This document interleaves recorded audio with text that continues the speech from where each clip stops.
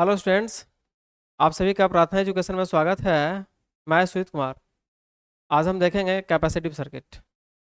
पिछले क्लास में देखे थे inductive circuit, that means pure inductor था, है ना। उसमें हम एसी सप्लाई किए तो वोल्टेज करंट के बीच में क्या रिलेशन आया, पावर के बीच में क्या रिलेशन था, पावर फैक्टर क्या हुआ। एक एक कॉन्सेप्ट को हम लोग सीख गए, देख लिया। आज हम उसी कड़ी में आगे बढ़ेंगे और देखेंगे कि कैपेसिटिव सर्किट है, कैपेसिटेंस है। अब इसमें हम वोल्टेज देंगे तो कैसा बिहेवियर होगा। एसी वोल्टेज देंगे तो वोल्टेज करंट के बीच में क्या रिलेशन आएगा, डीसी सप्लाई करेंगे तो क्या होगा। इसके पिछले वाले क्लास में देखे कि जब डीसी सप्लाई दिए उसमें तो आपका सर्किट जो है शॉर्ट सर्किट कर गया है ना, वोल्टेज ही जीरो हो जाता है, तो डीसी पर वो वर्क नहीं करता है। उसी प्रकार से हम आज कैपेसिटिव सर्किट को देखें। तो चलिए स्टार्ट करते हैं, देर ना करेंगे हम लोग। आज का जो क्लास होगा बहुत ही इंटरेस्टेड होगा और बहुत ही इंपॉर्टेंट है, ठीक है। तो चलिए हेडिंग लगाएंगे, बेसिक कॉन्सेप्ट ऑफ कैपेसिटेंस।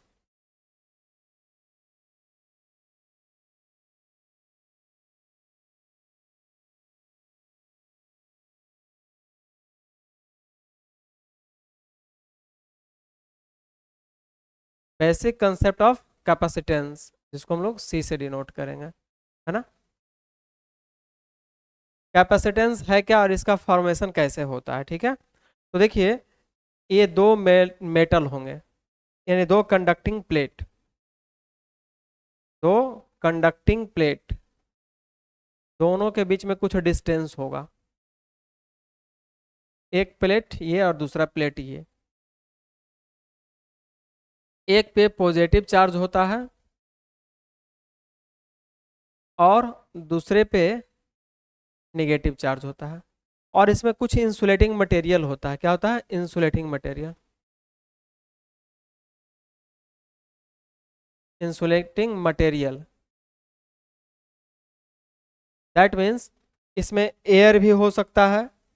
इसका नाम दिया जाता है, आप लोग देखेंगे या पढ़ेंगे कि air capacitor, mica capacitor, ceramic capacitor. तो एयर नाम लिए, माइका नाम लिए, सिरामिक नाम लिए, पेपर कैपेसिटर, ये इसका नाम है।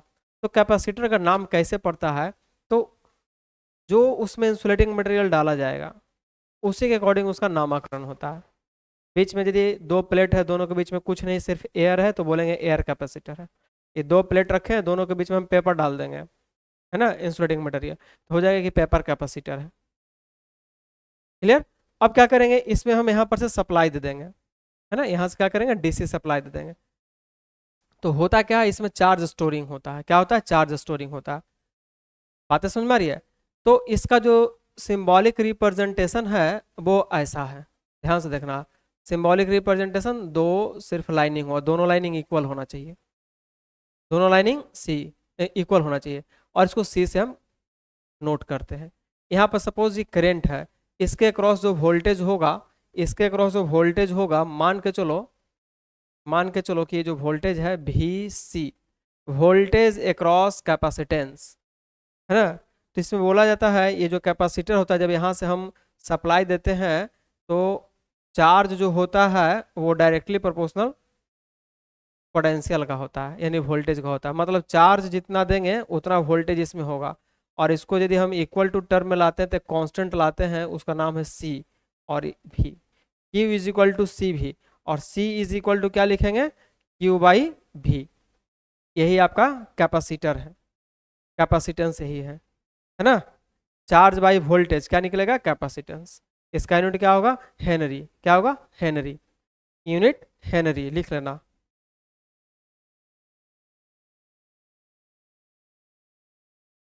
हेनरी। अब आइए, ये देख लीजिए कैसे फॉर्मेशन होता है, बस ये दो रिलेशन याद रखना है। जैसे उसमें हम बताए थे कि इंडक्टर कैसे होता है भाई, तो कॉइल जिसको बोलते थे, लपेट लिए, हो गया स्प्रिंग की तरह।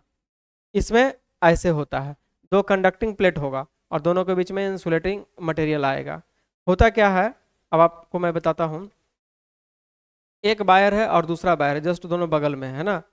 इस वायर में भी करंट आ रहा है, इस वायर में भी करंट आ रहा है, अब बीच में कुछ नहीं, एयर है, तो यहाँ पर कैपेसिटर का फॉर्मेशन होता है। जो पावर सिस्टम में देखते हो, पावर सिस्टम जब हम पढ़ाएंगे तो जो आप देखते हो, आपको बता रहे हैं, आप गांव घर में कभी जाइएगा है ना, या फील्ड में जाते हैं तो बहुत बड़े बड़े टावर आपको नजर आता है बिजली का, है ना। उसमें देखते हैं कि आपको वायर नजर आता है, एक टावर से दूसरे टावर के बीच में बहुत सारा कंडक्टर झूलता हुआ नजर आता है। तो एक कंडक्टर और दूसरे कंडक्टर के बीच में कुछ तो नहीं है, एयर है सिर्फ, और दोनों में क्या है, करंट है, यानी दोनों कंडक्टिंग प्लेट है, ऐसा समझना है। तो वहाँ पर कैपेसिटेंस का फॉर्मेशन होता है, इसीलिए कैपेसिटर के बारे में हमें पढ़ना है। बता रहा समझ में, उसका क्या इफेक्ट वहाँ पर हो रहा है, एक एक बात को समझना है, ठीक है। तो हम प्रयास करेंगे कि एक एक चीज़ को समझा दें। तो यहाँ पर कैपेसिटर ये है और ये इसका ये है, ठीक है। तो इसमें जो क्या होता है, इसमें जो होता है, इसमें जो होता है I is equal to current का जो वैल्यू होता है C into D V by D T, ये इसका फॉर्मूला होता है। और V इज इक्वल टू क्या होगा, वोल्टेज का फॉर्मूला क्या होगा, तो 1/C upon I into D T.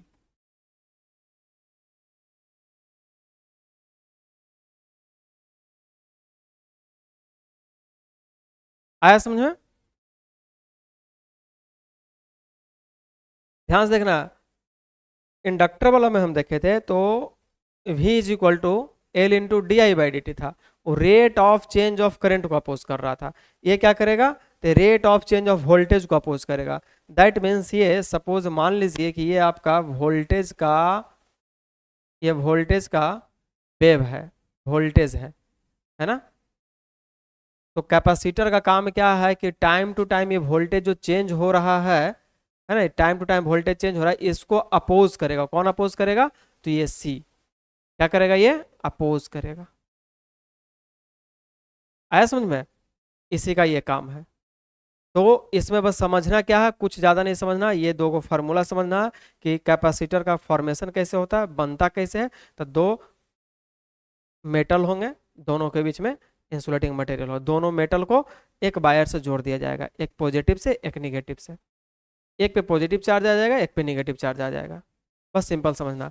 और ये फार्मूला याद रखना कि charge directly proportional to voltage, जितना वोल्टेज बढ़ाएंगे उतना चार्ज बढ़ता जाएगा।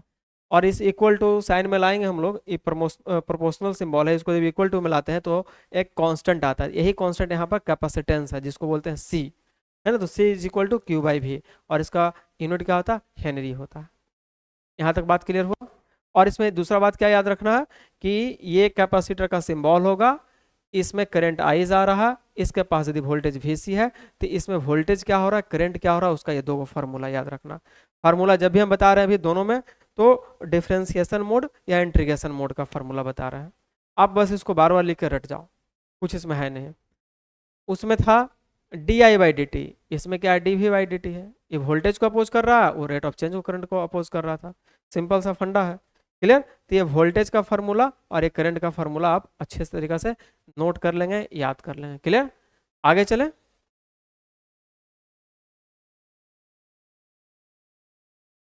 अब आइए, अब आप कैपेसिटर समझ गए हैं, अब क्या करेंगे, इसमें हम सप्लाई करेंगे। क्या सप्लाई करेंगे, तो एसी, तो हेडिंग लगाएंगे AC supply through pure pure capacitance. अच्छा, इसको समझने के पहले हम अभी इसमें थोड़ा सा और उसमें बच गया, आइए बैक, इसमें थोड़ा सा कहानी और बच गया। कहानी बच क्या गया कि अब डीसी सप्लाई करेंगे तो क्या होगा। जैसे उसमें हम लोग डीसी देखे थे, तो आप देखे थे कि शॉर्ट सर्किट हो गया था। तो थोड़ा सा मेरे पास अभी यहाँ पास स्पेस है, मैं इस स्पेस में बताना चाहूँगा कि फोर डीसी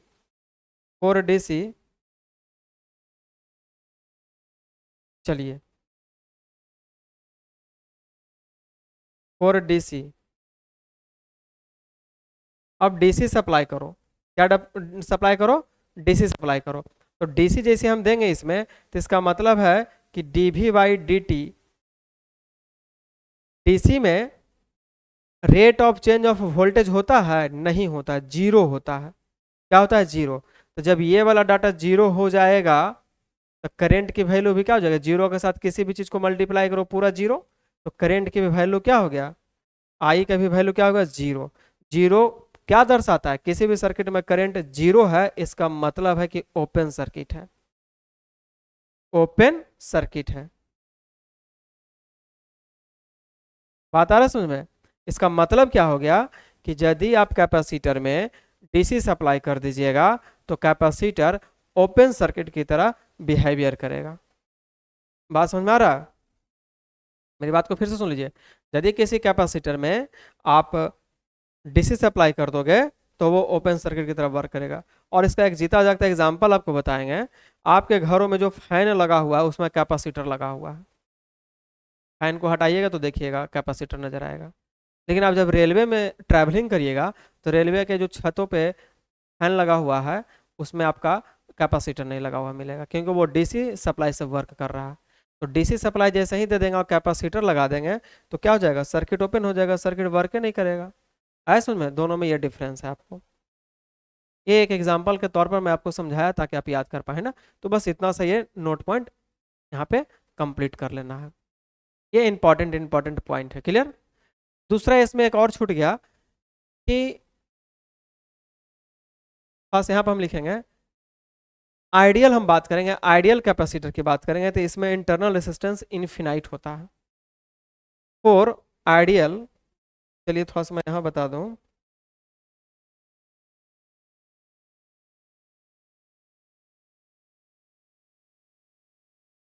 चलो ये हेडिंग बाद में लिखेंगे हम लोग, क्या उसमें जगह है नहीं और पॉइंट को लिखाना है। चलिए, for DC supply, for DC supply, जब डीसी सप्लाई करेंगे तो क्या हो जाएगा, तो डीसी इसका जो फार्मूला है D V by D T, DC में डीवी बाई डी टी नहीं होता है, zero.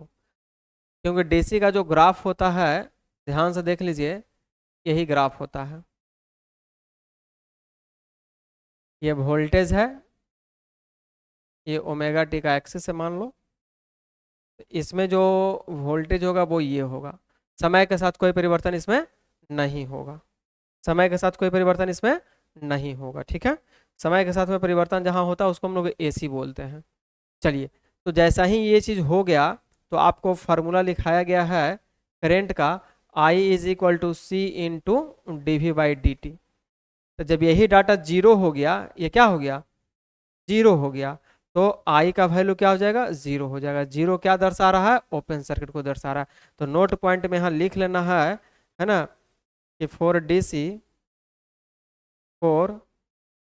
Supply in in capacitive circuit या capacitance,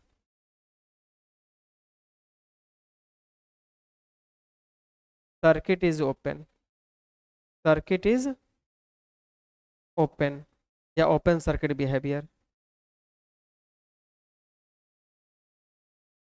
circuit is open.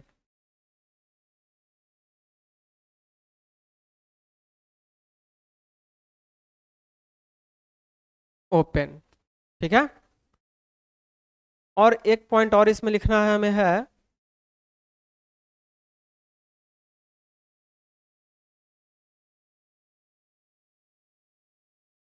Ideal, ideal capacitance, ideal capacitance. तो आइडियल कैपेसिटेंस में क्या होता है,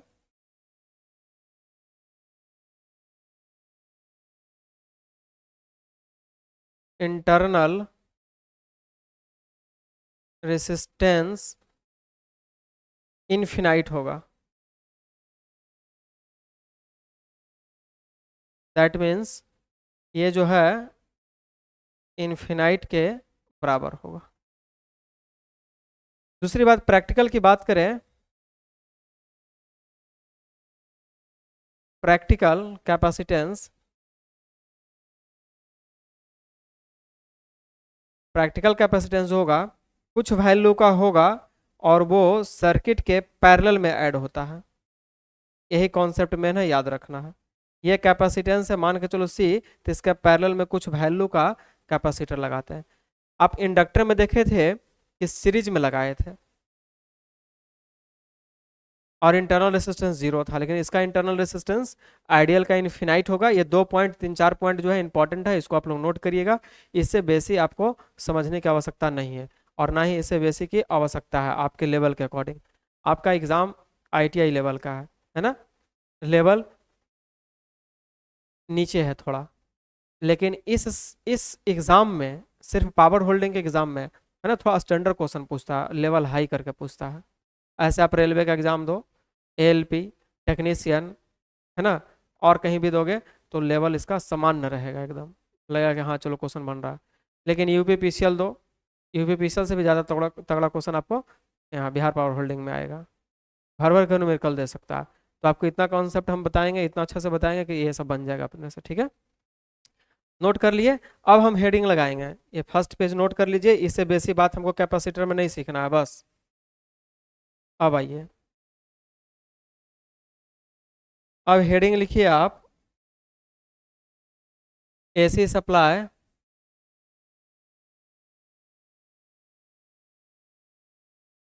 थ्रू प्योर कैपेसिटेंस।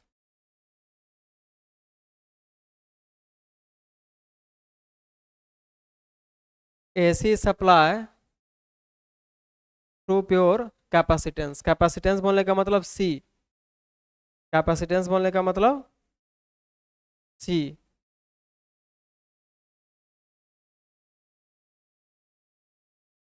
क्लियर। आइए सर्किट बनाइए।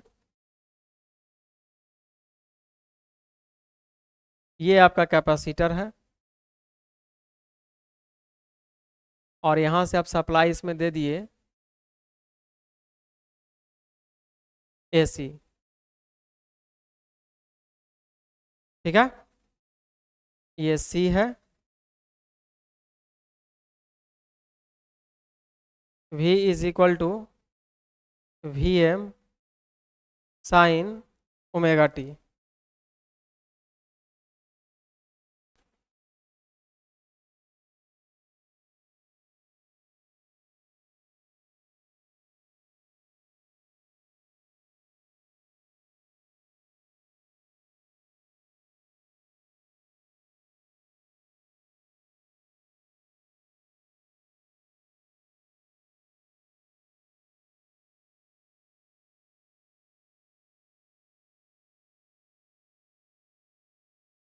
V is equal to VM sine omega T, ठीक है।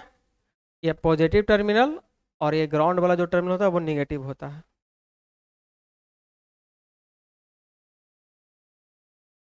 आगे चले।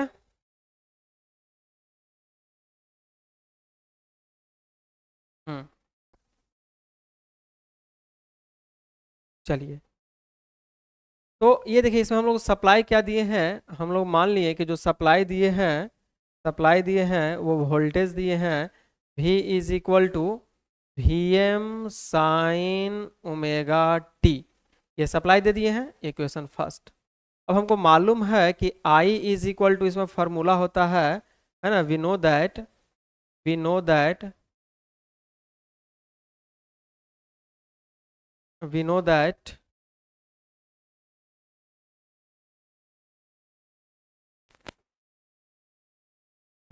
हम लोग क्या जानते हैं कि I इज इक्वल टू जानते हैं C इंटू dV/dt। तो थोड़ा सा मैथमेटिकल है, चलिए आप लोग भी करिए, हम भी करते हैं।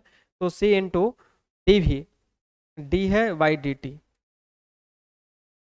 VM sine omega T. क्या करना है, डिफ्रेंसिएशन करना है टी के रिस्पेक्ट में। तो ये कांस्टेंट टर्म है। देखो डिफ्रेंसिएशन इंटीग्रेशन उसी का होता है, इसके पीछे वाला हम लोग इंटीग्रेशन किए थे, अभी डिफ्रेंसिएशन करना पड़ रहा है, ठीक है। तो डिफ्रेंसिएशन इंटीग्रेशन में हम कैसे करते हैं, बात को समझ लीजिए। जिनको आता है वो अच्छी बात है, जिनको नहीं आता है वो सीख लेंगे। जिसमें टी लगा हुआ है उसी को हम लोग करते हैं, जिसमें टी लगा हुआ नहीं है, एक लाइन की बात कर रहा हूँ, जिसमें टी लगा हुआ नहीं है उसको कांस्टेंट मानते हैं। तो देखो वी एम है, वी एम कांस्टेंट हो गया तो कांस्टेंट को बाहर निकाल दिया जाता है, और जिसमें टी लगा हुआ यानी वही वेरिएबल है, टाइम के साथ वही वेरिंग करने वाला है ना, समय के साथ वही परिवर्तन होगा, ये परिवर्तन नहीं होगा, ये परिवर्तन होगा, तो इसीलिए इसको डिफ्रेंसिएशन कहते हैं। शॉर्ट भाषा में, है ना, शॉर्ट तरीका में इतना ही आप समझ सकते हैं, है ना। और यदि जिनको आता है पूर्ण रूप से डिफ्रेंसिएशन इंटीग्रेशन तो उनके लिए तो बहुत अच्छी बात है, लेकिन जो नहीं जानते हैं उनके लिए ये काफ़ी है।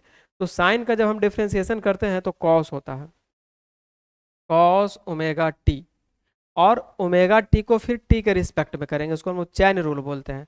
तो ओमेगा टी को करेंगे तो ओमेगा आएगा, तो ओमेगा यहाँ ना लिख करके हम यहाँ लिख दे रहे हैं। बात समझ में आ रहा है ओमेगा क्यों आ रहा है? आप लोग पढ़े होंगे डिफरेंशिएशन में, याद होगा चैन रूल, जो 12th में मैथमेटिक्स पढ़े उन्हीं को ये पता होगा, 11th में जो मैथमेटिक्स पढ़े उन्हीं को ये पता होगा, और जिनको नहीं पता है तो सीधा याद करेंगे, क्या याद करेंगे कि साइन ओमेगा टी का डिफरेंशिएशन। अच्छा मैं एक लाइन और लिखता हूँ, बोलते हैं लेकिन एक लाइन और लिखेंगे, सी इंटू वी एम, डिफ्रेंसिएशन करना किसको है भाई, तो साइन ओमेगा टी, थोड़ा एक लाइन और बढ़ा देंगे ताकि आपको अच्छे से समझ में आए, आपको दिक्कत ना हो। ये कांस्टेंट बाहर आ गया, बच गया ये, इसी को डिफ्रेंसिएशन किया जा रहा है। देखो ये में टी है तो अंदर में जो टी टी वाला टर्म रहेगा ना उसको अंदर में रोक के रखेगा, सबको डिफ्रेंसिएशन करते हैं। तो एक ही जगह हमको टी नजर आया, साइन में नजर आया, तो इसीलिए साइन को हम डिफ्रेंशिएट करेंगे। आप फार्मूला नहीं जानते तो सीधा जान लीजिए कि इसका जो डिफ्रेंसिएशन होता है कॉस ओमेगा टी होता है, ठीक है। लेकिन यहाँ टी स्पेशल नहीं, टी के आगे में क्या ओमेगा लगा हुआ है, तो ओमेगा से मल्टीप्लाई करते हैं। टी के आगे में यहाँ पर जो भी रहेगा, मान के चलो यहाँ पे इतना सारा कुछ डाटा लिखा हुआ तो उतना ही मल्टीप्लाई हो जाएगा। मान के चलिए यहाँ पर लिखा हुआ रहता सी डब्ल्यू पी ओमेगा, तो उसके आगे सी डब्ल्यू पी ओमेगा लिख देंगे, जो रहेगा वो लिखेंगे, बस इतना समझना। तो आपको करना क्या होगा, इसका जो डिफ्रेंसिएशन करके लाए हम लोग, आई इज इक्वल टू क्या आ गया हमारे पास, तो आ गया सी वी एम, और इसका जो डिफ्रेंसिएशन करेंगे हम लोग, अच्छा अभी पहले मैं पूरे लिख देता हूँ, sine omega T divide by D T, यही डाटा है ना, देख लीजिए, सी वी एम और D sine omega T divide by D T. अब क्या करेंगे हम लोग, C V M sine omega T को हम ब्रेक करेंगे तो क्या हो जाएगा, कॉस ओमेगा टी, और ओमेगा से हम इसमें मल्टीप्लाई कर देंगे, है ना। तो होगा क्या, आया क्या मेरे पास, omega C V M cos omega T, I is equal to आ रहा। अब ध्यान से देखना, अब हमको ये नजर आने लगा, है ना, ये नजर क्या आने लगा, करेंट इक्वेशन की तरह। अब थोड़ा सा और आगे हम आगे बढ़े तो इसको ब्रेक करना चाहे तो ये लिख सकते हैं, omega C V M sine, cos है, कॉस को बदल दो थोड़ा साइन में, तो हम ऐसा लिख सकते हैं कि sine, sine 90 pi by two, 90 plus theta, sine 90 plus theta और साइन 90 माइनस थीटा, दोनों में आपका क्या आता है, कॉस थीटा। तो आप यहाँ पर विचार कर सकते हैं कि इसके पहले वाले एग्जाम्पल में, यानी पहले वाला क्वेश्चन में जब सोल्व कर रहे थे हम, तो साइन माइनस थीटा लगाए थे, नहीं 90 माइनस थीटा, और यहाँ पर हम साइन 90 प्लस थीटा लिख दिए हैं, तो कॉस थीटा हो जाएगा। तो ध्यान देंगे यहाँ पे, इसको हम ऐसे लिख सकते हैं, यदि हम माइनस में यहाँ पर लगाते हैं ना, है ना, साइन 90 माइनस लगाएंगे तो यहाँ पर वैल्यू माइनस में आ जाता है, इसलिए माइनस में ना लाने के लिए हम लोग 90 प्लस थीटा पे वर्क कर रहे हैं, ठीक है। ओमेगा सी वी एम और साइन 90 प्लस थीटा, इसको हम लोग ऐसे लिख सकते हैं, sine omega T plus pi by two, I is equal to, आ रहा है समझ में। अब देखिए, अब देखिए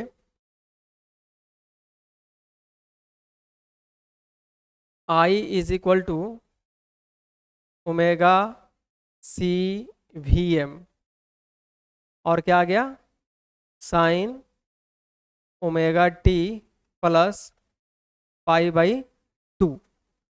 अब यहाँ से देखने से मुझे ये लग रहा है कि बिल्कुल I I max sine omega T, इस टाइप की ओर हम लोग अग्रसर हैं। सपोज सपोज हम मान लें कि इतना का जो डाटा है वो आई एम है, sign omega T plus pi by 2, ये हो गया आपका इक्वेशन 2। क्या हो गया, इक्वेशन 2। और इसके पहले जो हम इक्वेशन बनाए थे, इक्वेशन 1 था और इस इक्वेशन 2। अब आइए हम थोड़ा सा यहाँ पर और वर्क अभी करेंगे। वेयर वेयर जहाँ I M is equal to हम लोग क्या लिखे हैं, तो क्या लिखे हैं, omega C into V M. Omega C into V M को हम लोग क्या लिख दिए हैं, आई एम लिख दिए हैं, तो हम इसको यहीं पर अलग करके लिख रहे हैं। हम लोग क्या मान लिया, इतना को ये माना। अब देखो, अब ध्यान से देखना, वोल्टेज डिवाइड बाई करेंट, इसको डिवाइड कर दें तो इसको भी यहाँ से यहाँ कर देंगे, 1 डिवाइड बाई ओमेगा सी। तो voltage divide by current resistance देता है, क्या देता है, रेसिस्टेंस। यानी इतना बाई इतना, यानी ये जो आया है इसका यूनिट ओम होगा, नहीं।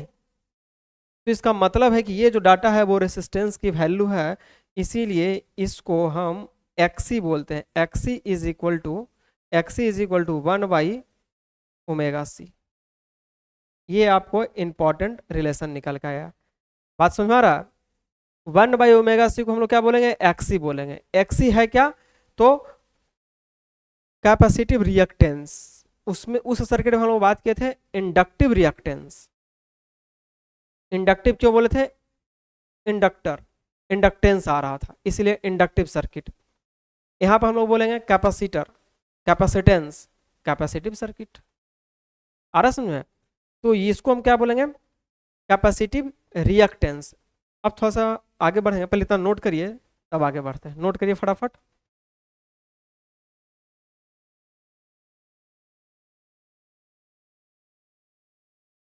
चलिए आगे चले। तो थोड़ा सा ध्यान से देखना है, बातों को समझिए। एक्स जो हम नोट करते हैं, एक्स को हम लोग बोलेंगे रिएक्टेंस। ये क्या है, रिएक्टेंस, रिएक्टेंस। इसका यूनिट क्या होगा, इसका यूनिट क्या होगा, ओम होगा। अब ध्यान से देखना, ये दो भाग में बट गया। एक को हम बोलेंगे एक्स एल, दूसरा को बोलेंगे एक्स सी। एक्सएल जो हो गया, एल आ गया, तो इंडक्टिव रिएक्टेंस बोलेंगे। क्या बोलेंगे इसको, इंडक्टिव रिएक्टेंस। इंडक्टिव रिएक्टेंस, इसको क्या बोलेंगे, कैपेसिटिव रिएक्टेंस। इसका भी यूनिट जो होगा, इसका भी जो यूनिट होगा ओम होगा, और इसका भी जो यूनिट होगा, यूनिट्स क्या होगा, ओम होगा। बात समझ में आई।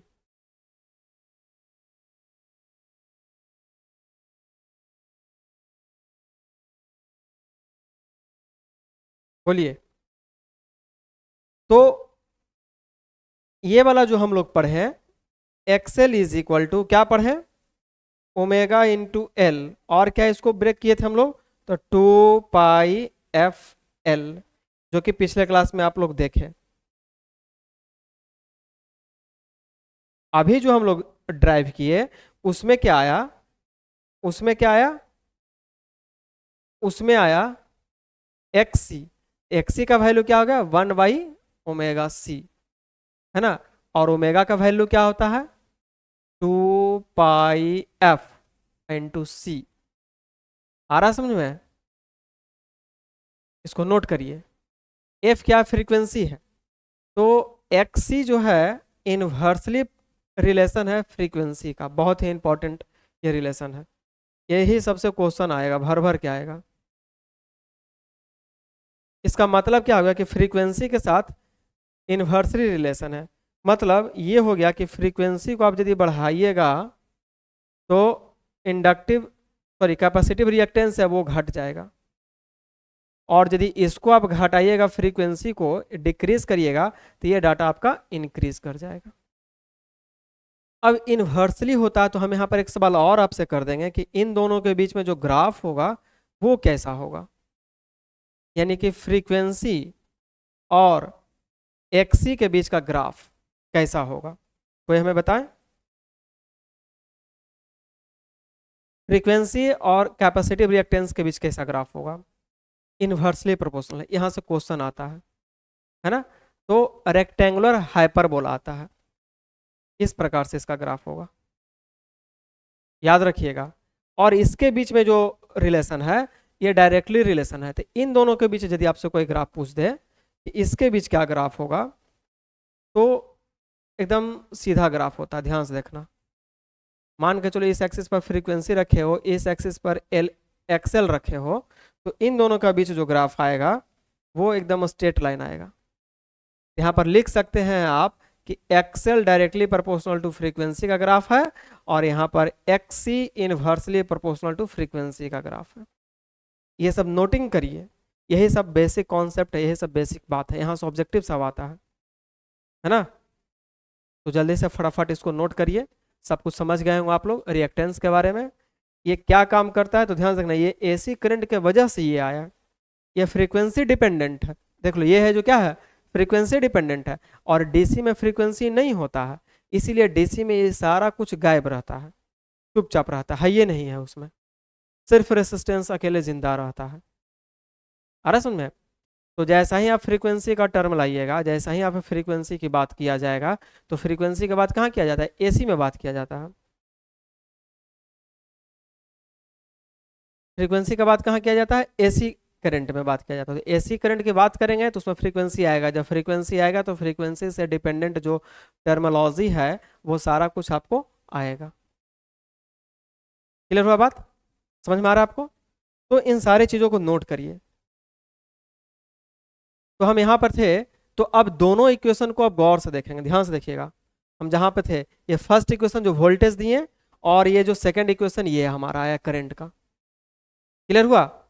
तो अब ये देखिए कि कैपेसिटिव सर्किट में जब वोल्टेज अब दिए एसी, तो करंट क्या हुआ, वोल्टेज दिए आप ये V is equal to V M sine omega T, equation first बनाया। तो करेंट क्या आ गया इसमें, तो करेंट आ गया I is equal to I M sine omega T plus pi by two, equation 2। अब दोनों को गौर से देखिए, गौर से अवलोकन करिए, तो नज़र हमें यही आ रहा है कि सब कुछ तो ठीक है, लेकिन एंगल में +90 लगा हुआ है। इसका मतलब ये हो गया कि वोल्टेज से पहले करंट चल रहा है। जस्ट इसके पिछले क्लास में हम लोग देखे थे इंडक्टिव सर्किट में, तो -90/π/2 लगा हुआ था, यानी -90 डिग्री था, तो वो पीछे पीछे चल रहा था। तो यहाँ पर यदि हम फेजर डायग्राम की बात करते हैं, यहाँ पर हम बात करते हैं कि फेजर डायग्राम क्या होगा, तो ध्यान से देखेंगे आप लोग। फेजर डायग्राम हेडिंग लगाइए,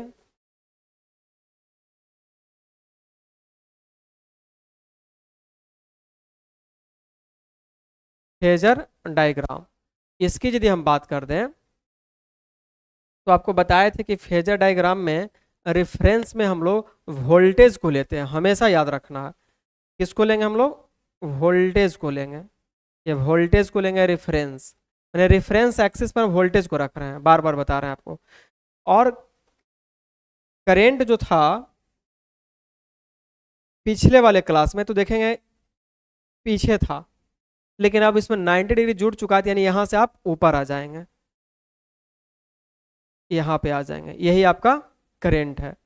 और इन दोनों के बीच में कोण कितना बन गया, 90 डिग्री बन गया, ठीक है।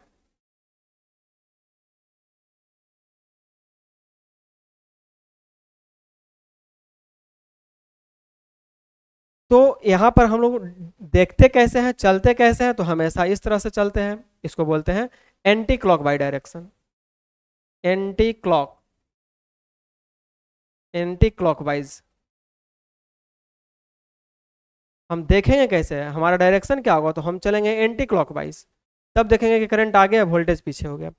इसमें नोट पॉइंट में क्या लिखेंगे, तो नोट पॉइंट में आप ये लिखिए, नोट पॉइंट में इसमें ये लिखिए, फर्स्ट नोट पॉइंट में करेंट क्या कर गया, लीड कर गया, आगे चलता उसको लीड बोलते हैं, याद रखना। आई यानी करेंट, करेंट लीड कर गया वोल्टेज से, कितना डिग्री से, तो बाई 90 डिग्री से, या पाई/2 रेडियन से। बातें समझ में आ रही है आपको। इसका मतलब क्या हो गया कि इसके बाद जगह नहीं है मेरे पास, यहाँ लिख रहे हैं, आप सिस्टमेटिक ढंग में इसके नीचे लिखते जाएंगे, ठीक है। इसका मतलब हो गया कि जो फेज एंगल हो गया फाई, फेज एंगल, क्या इसको बोलते हैं, फेज एंगल। फेज एंगल जो हो गया कितना हो गया, 90 डिग्री। अब फेज एंगल किनके बीच होता है, तो देख लीजिए वोल्टेज करंट के बीच के एंगल को हम लोग क्या बोलते हैं, फेज एंगल बोलते हैं। तीसरा पॉइंट क्या याद रखेंगे, पी एफ, पी एफ किसको बोलते हैं, पावर फैक्टर। पावर फैक्टर क्या होता है, तो कॉस फाई होता है, और कॉस 90 क्या हो जाएगा, जीरो, यानी zero leading, zero leading. Clear हुआ।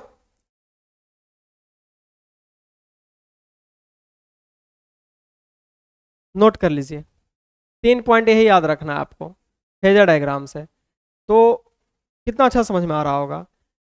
एसी सप्लाई देने के बाद वोल्टेज करंट के बीच में क्या विभेद है, उसके अंदर क्या हलचल हो रहा है, हम लोग देख रहे हैं। अब हम बात करेंगे पावर पे, है ना, कि पावर क्या हो रहा होगा।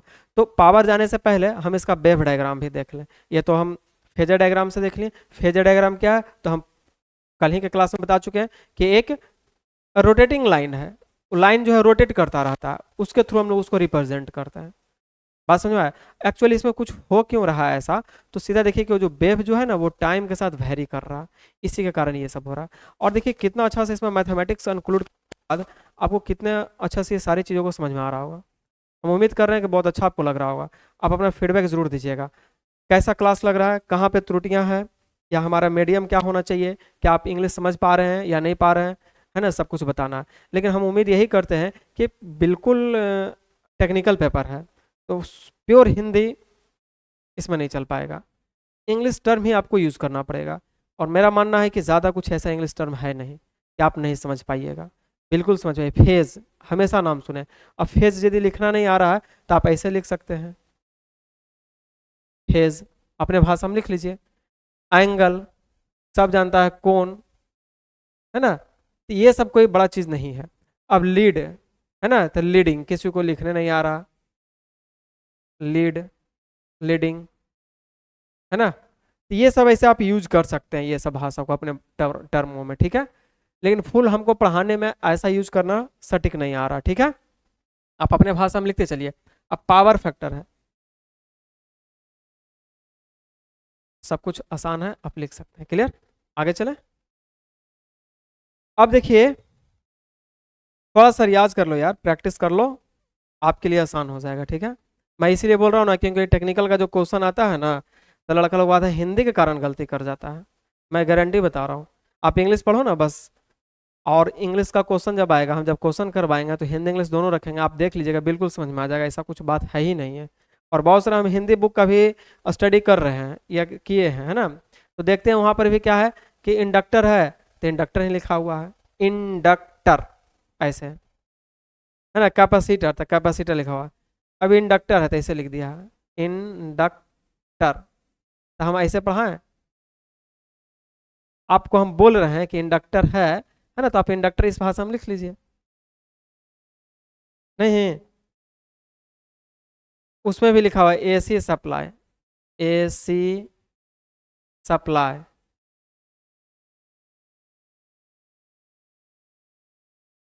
ऐसे, ये सब आप कर सकते हो, इसमें कोई बड़ा वैसा चीज़ नहीं है, है ना। चलिए अब हम बात करेंगे वेव डायग्राम का। हेडिंग क्या लगाओ? Wave diagram. Wave diagram. अच्छा एक चीज और बताते हैं, जब ये पढ़ के आप निकलिएगा, जब आपको नौकरी लगेगा, तो जब डिपार्टमेंट में जाइएगा तो वहाँ पे आपका बोल्डनेस बढ़ा हुआ रहेगा, क्योंकि वहाँ पर आप टर्मिनोलॉजी सीखे हुए रहिएगा, जाने हुए रहिएगा। तो मशीन पर जो रीडिंग लेने जाइएगा आप, मशीन पर जो कुछ नोटेशन रहेगा, तो आप देख करके बिल्कुल बहुत अच्छे तरीके से समझिएगा, अच्छा हम इस चीज़ को तो जानते हैं, इस चीज़ को तो हम पढ़े हैं, है ना। तो उस समय आपके अंदर में एक आत्मविश्वास अलग टाइप का आएगा, और नहीं तो आत्मविश्वास में थोड़ा कमी हो जाता है, जिसको कॉन्फिडेंस बोलते हैं, ठीक है। आप थोड़ा सा पढ़िए, थोड़ा सा मेहनत करिए और थोड़ा सा पेशेंस रखिए, हम बिल्कुल समझाने का प्रयास करेंगे और हम समझा देंगे। चलिए क्या हम बात करेंगे? तो वेव डायग्राम की बात करेंगे।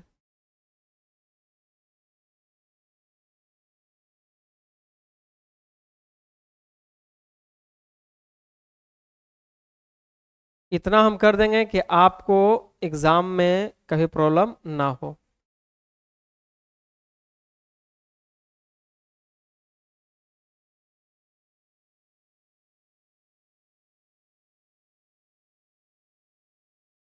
ये हो गया वोल्टेज इक्वेशन। अब आइए करंट इक्वेशन की बात करेंगे हम।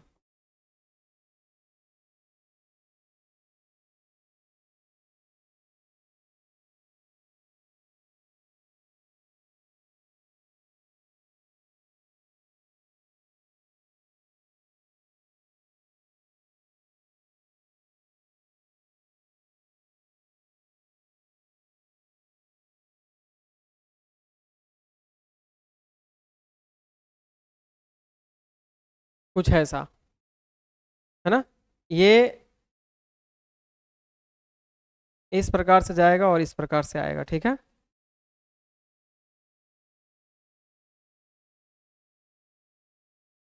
थोड़ा गड़बड़ हो गया, मैं फिर से बनाने का प्रयास करता हूँ।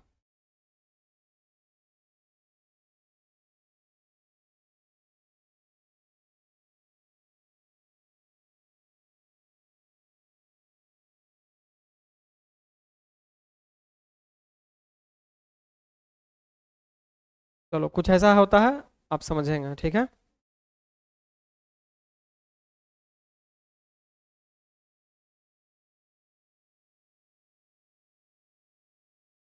ये देखिए,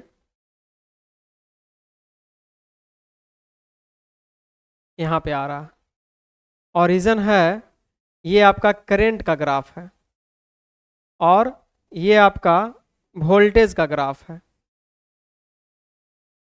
हम बोल सकते हैं कि वोल्टेज है और आपका करंट है इस एक्सिस पर। क्लियर? तो यहाँ से देख लीजिए, ये जो आगे आया है 90 डिग्री से आगे आया है।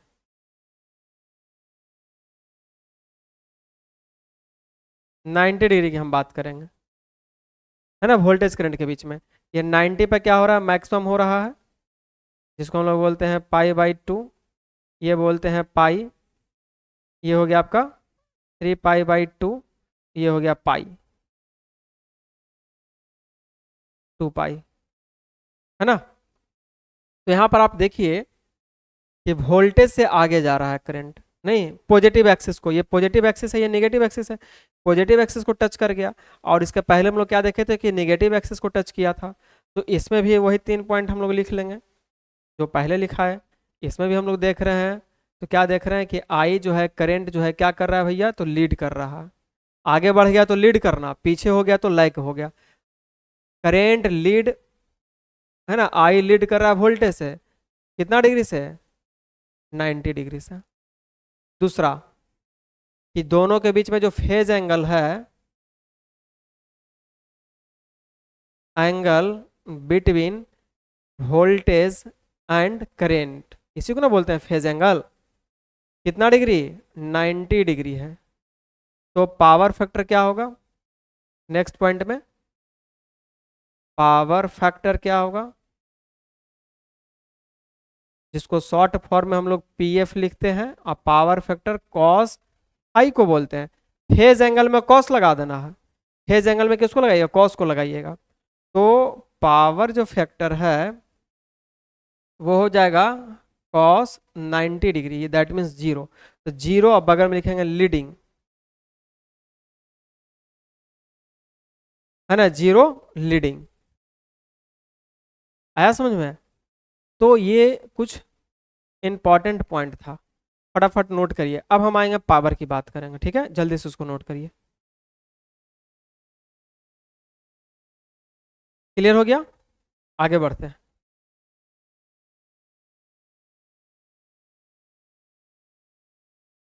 अब हेडिंग लगाएंगे हम लोग पावर। पावर, तो पावर के लिए P is equal to, P is equal to क्या लिखेंगे, V इंटू आई। वोल्टेज क्या है, तो Vm साइन ओमेगा टी, सारा हम प्रूफ करके लिख दे रहे हैं। आई का फॉर्मूला क्या था, तो I M sine omega T plus पाई/2।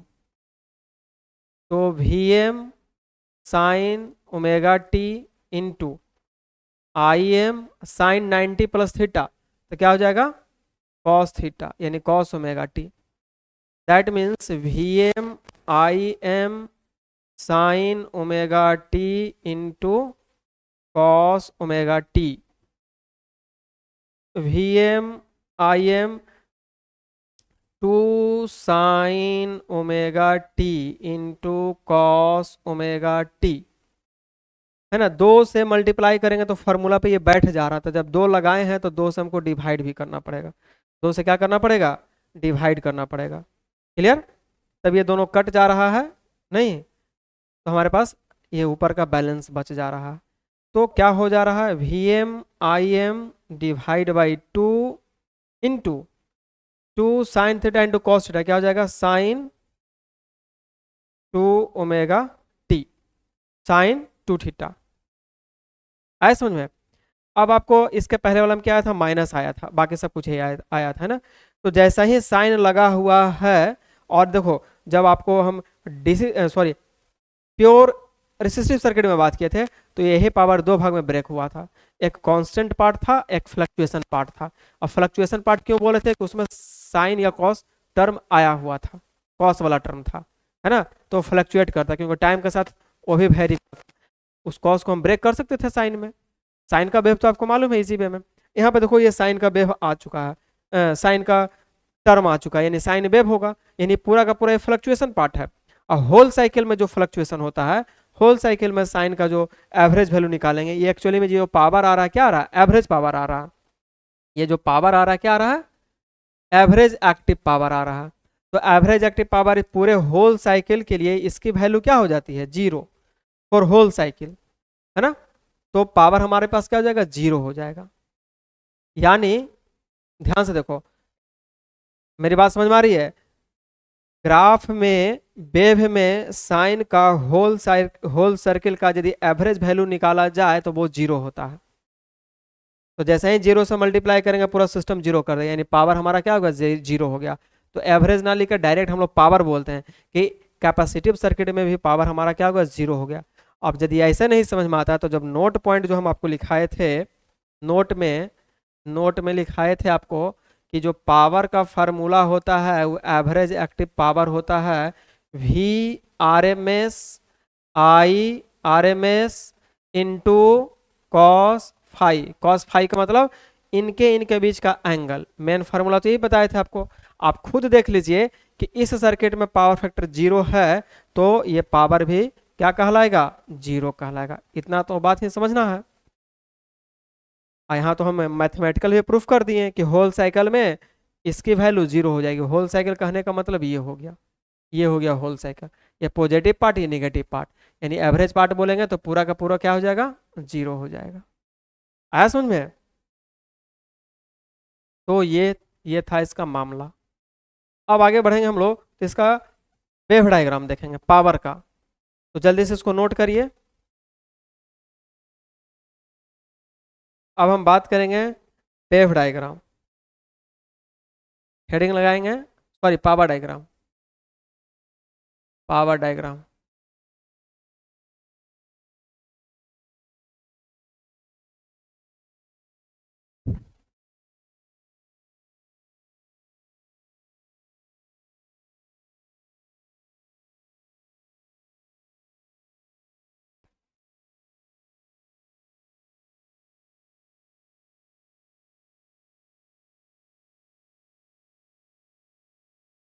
Power की बात करेंगे, ठीक है।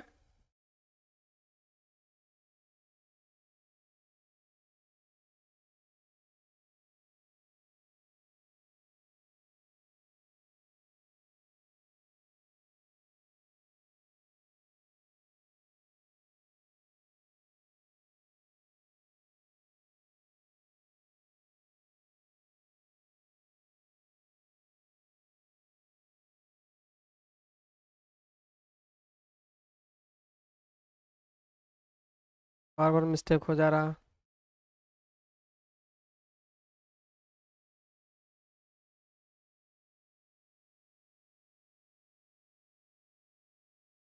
चलिए, ये वोल्टेज हो गया।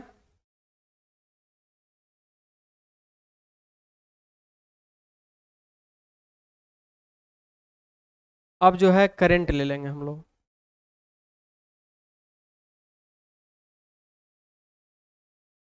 कुछ ऐसा रफली ले रहे हैं।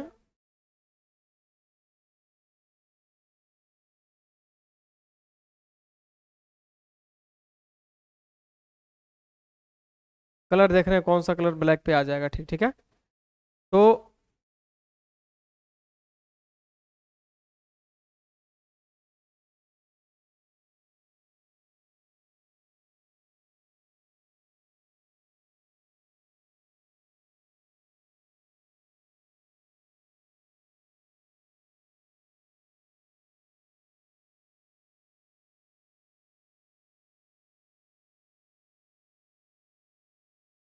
अब देखिए, ये आपका वोल्टेज है और ये आपका करंट है। अब हम पावर लिख रहे हैं, ठीक है। तो जब पावर लिखेंगे, ध्यान से देखना है आपको, तो दोनों पॉजिटिव में मल्टीप्लाई हो रहा है, तो पावर का जो ग्राफ होगा वो ऐसा होगा। थोड़ा सा लाइनिंग और ऊपर करके आप लोग बनाइएगा तो बड़ा बन जाएगा, अच्छा रहेगा। यहाँ पर एक पॉजिटिव है वोल्टेज, करंट निगेटिव है, तो पॉजिटिव निगेटिव को मल्टीप्लाई करेंगे तो निगेटिव हो जाएगा। ये यहाँ पे आ गया। फिर दोनों निगेटिव है तो मल्टीप्लाई करेंगे तो क्या हो जाएगा, पॉजिटिव हो जाएगा। यानी पॉजिटिव पावर, ये निगेटिव पावर। एक पॉजिटिव एक निगेटिव है, तो पॉजिटिव निगेटिव क्या हो जाएगा, निगेटिव हो जाएगा, निगेटिव हो जाएगा। क्लियर हुआ। तो इसमें ये ऑब्जर्विंग का कंडीशन है, थोड़ा सा और ऊपर जाएगा, कर लीजिएगा आप लोग, है ना। बराबर लिखने से या बराबर करने से ना थोड़ा सा ग्राफ अच्छा लगता है, सुंदर लगता है, और आपको समझ में अच्छा आएगा, ठीक है। तो पॉजिटिव जो लिखे हैं, पॉजिटिव है जो ऑब्जर्विंग है। पॉजिटिव क्या लिख दर्शा रहा है, ऑब्जर्विंग को दर्शा रहा, ऑब्जर्विंग पावर। तो ऑब्जर्विंग पावर में क्या होता है, यहाँ पर नोट करने का पॉइंट है, देख लीजिए। इस ऑब्जर्विंग में देख रहे हैं करंट डिक्रीज कर रहा है और वोल्टेज इंक्रीज कर रहा है। ये बहुत मर्तबा पूछा है, मैं बार बार बता रहा हूँ। करंट जो है डिक्रीज कर रहा है और वोल्टेज जो है इंक्रीज कर रहा है, in case of capacitive circuit. Inductive circuit में देखे थे उल्टा, उसमें वोल्टेज आपका इंक्रीज कर रहा डिक्रीज कर रहा था और करंट इंक्रीज कर रहा था, नहीं। लेकिन इसमें उल्टा। तो करना कैसे है हम जो बताते हैं, एक याद रखिएगा और दूसरा को याद नहीं रखना है, सीधा समझिएगा उसका जस्ट उल्टा होता है। अब इसी को यदि याद कर लिए कि करंट डिक्रीज कर रहा, वोल्टेज इंक्रीज कर रहा, तो करंट इसमें डिक्रीज किया तो याद रख लेंगे उसमें, चाहे करंट उसमें इंक्रीज करेगा तब वोल्टेज डिक्रीज कर जाएगा। यही कॉन्सेप्ट है, और तो कुछ है नहीं।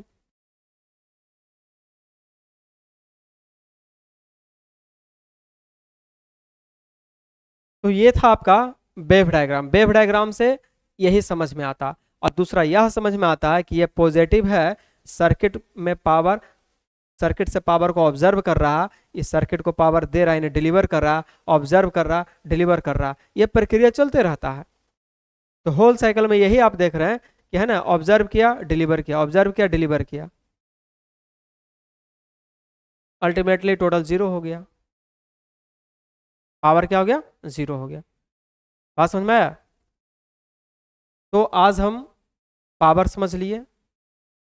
अब कितना इंटरेस्ट लगा हुआ आपको कि रेसिस्टेंस, कैपेसिटेंस और इंडक्टेंस तीनों में एसी जब हम सप्लाई किए हैं तो उसका क्या बिहेवियर आया है, क्या नेचर आया है वोल्टेज करंट के बीच, पावर के बीच, और उसके अंदर में क्या हलचल होता है, ये सारा कुछ देख लिए, है ना। तो आप जल्दी से इसको नोट कर लीजिए, सारे स्लाइड को, सारे पेज को नोट कर लेंगे। फर्स्ट पेज में ये था, इसके बाद ये नोट करना है, जस्ट बाद में ये, इसके बाद ये। मैं नोट करने का भी टाइम देता हूँ आपको, ठीक है।